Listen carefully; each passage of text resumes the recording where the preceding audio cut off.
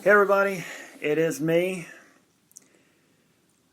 I wish we could be talking of something a lot more comforting, a lot more fun, a lot more interesting, that wasn't as life-threatening as what I'm about to talk about now. We all know about the coronavirus. We can't get away from it. Can't stop hearing about it. I believe we are facing the most critical situation in this country since World War II.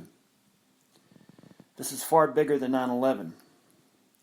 And truth be told, to compare it to World War II is like comparing apples and oranges.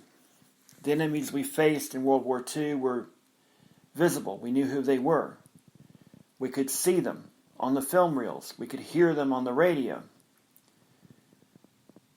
This virus we face, you can only find out from looking at a microscope. We know what's out there, though. It has, it's been really scary. I'm not going to lie to you. I'm scared. It's the scaredest I've been since I was a kid. The uncertainty of what's coming.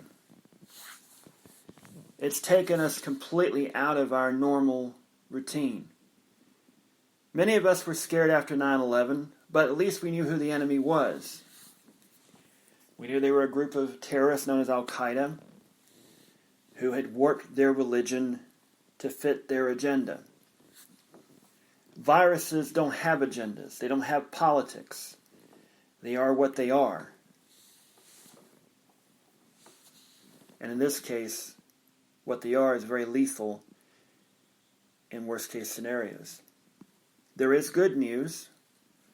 There is now a test that can find out if somebody has the coronavirus within 45 minutes. That is some good news. There is some hope that some medications could potentially treat this, but there's no cure in sight anytime soon. But there is, like I said, more good news. Cases are leveling off in China. More people are recovering. But the news out of Italy is much more sobering. Deaths continue to spike. More people are being found to have it. And they're still shut in their homes, only able to go out to the grocery store and the pharmacy. My fear is by this time next week, we will be under similar restrictions. At home, only able to go to the grocery store or the pharmacy. And the only people working are emergency personnel, medical professionals, those people working in those pharmacies and grocery stores, and the truckers that supply them.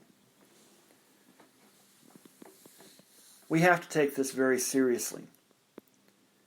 Some are not wanting to do that. They don't see the cases. There's not that many people sick around here. There's no cases in Rutherford County. And the one in Cleveland County was turned out to be somebody from a different county.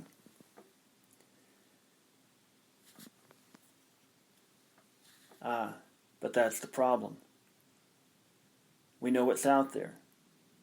We know it's spreading rapidly.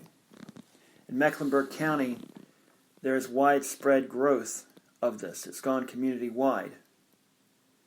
They've got to be careful. There's probably going to be a lockdown in Charlotte within the next few days. Situations like this reveal people's character.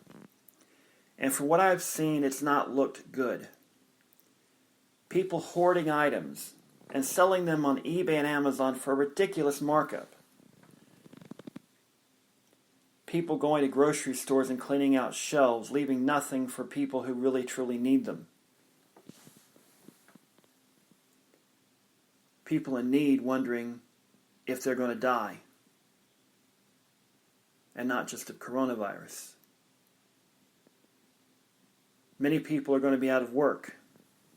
Many businesses may go under because of this. That's the frightening part about that. We don't know just how bad this is going to get. And it's happened with such rapidity that it's truly scary. 3 weeks ago, we had no idea that it could ever really hit us like it did in China. They were just beginning to realize it in Italy. We didn't think it would happen here. We didn't think we couldn't go out to a restaurant and sit down and eat. We didn't think we would have to worry about finding toilet paper at our local grocery store. And now we do. Tempers have been short. And it's really crazy.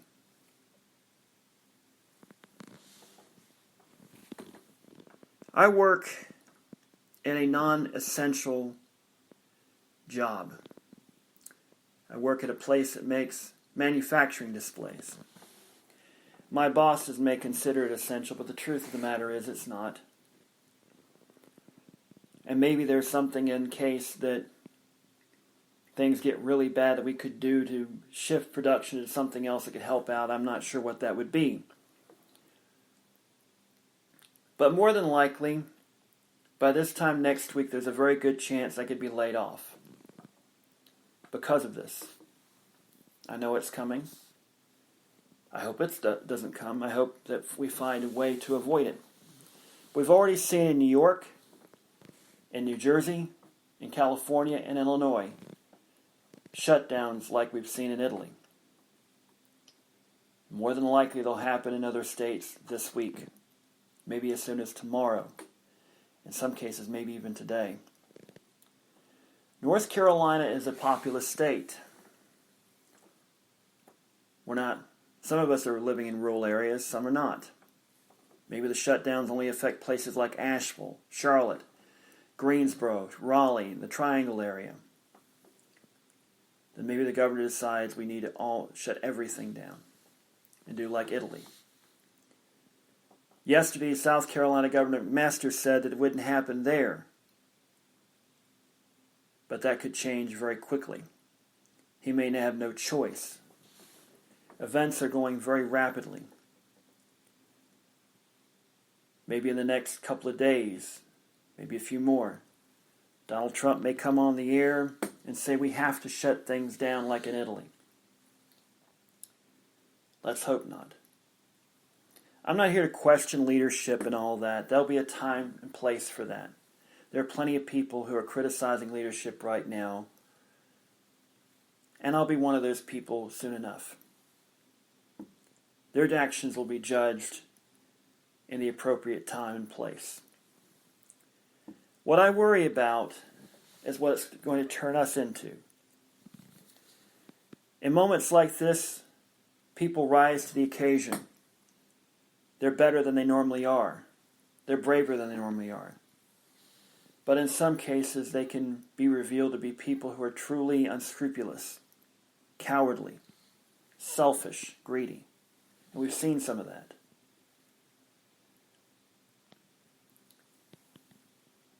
I mentioned earlier that I said we're facing the most difficult crisis since World War II. Back then, we rallied the troops, so to speak, literally and figuratively.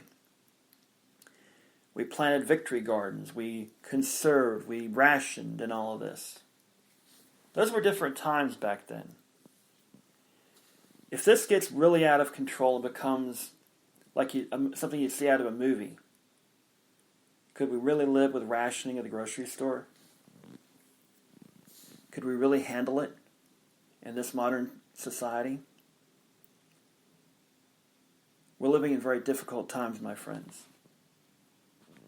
We're living in an era where we simply don't know what's going to happen tomorrow, or in some cases by the end of this day. I should be talking to you about March Madness, about who's going to the Sweet 16, who's going to make the playoffs in the NHL and NBA. But I can't. There are far more important things to talk about. We'll talk about that later. Bye-bye.